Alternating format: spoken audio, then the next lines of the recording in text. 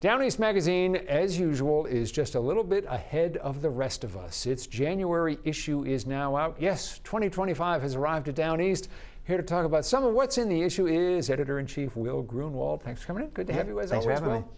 So let's talk about some of the features in this issue, and we're going to begin with one on an outfit I had not heard of. It's called Absalom Cider, and it makes distinctive sounding cider. I love the sound of this. Yeah. So Absalom, they're up in Winthrop on a rustic old farm property, and they do really interesting ciders in general.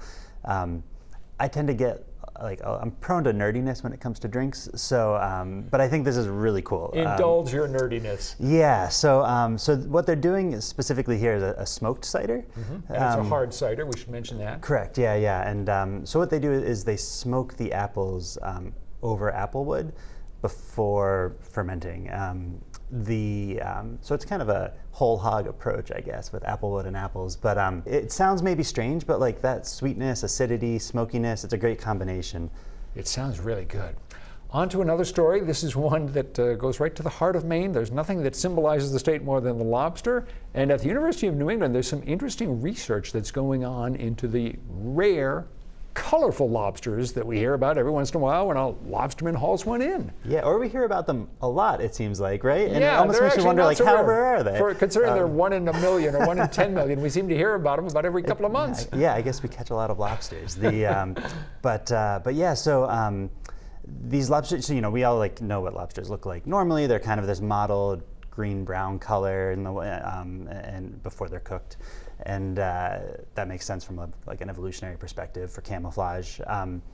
But there are lobsters, right, that are orange or purple or blue or even two-toned, where they striped and calico. Also, yeah, exactly. And they're trying to figure out what causes this, right? Yeah, they're looking into, for the first time ever, really, I think they're specifically looking at the genetics of these lobsters and trying to understand the variation that happens that creates these really kind of brilliant looking critters. Yeah, it's an interesting piece of work that they're involved in. On to another feature, which is one that you wrote. It's about ice bars in Maine. As you point out, ice bars, they're a bit of a gimmick, but they're an awful lot of fun. Yeah, they're definitely a gimmick for, selling booze, but they work. I like to think that aspect of them aside, they're sort of reflective of our collective desire to lean into winter, right? Like, it's cold outside and we're gonna go drink cold drinks from a bar made of ice. It sounds nuts, but it's got a lot of romance, I think. It does indeed. Let's end with a story that Jed Coffin wrote. It's about smelt camps in Maine, and in part about their future, which is looking very problematic because of climate change. Yeah, absolutely. So smelt camps, they've historically been centered around the Kennebec and its tributaries because you fish on the tide, so the lower part of the river there.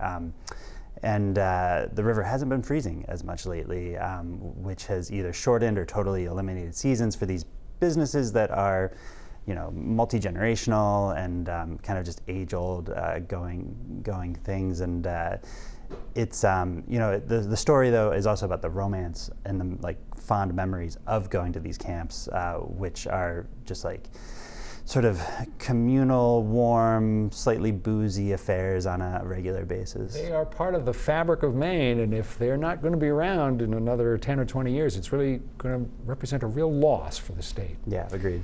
All right, we've got to leave it there. Will, thanks for coming in. Again, this is all in the January issue of Down East.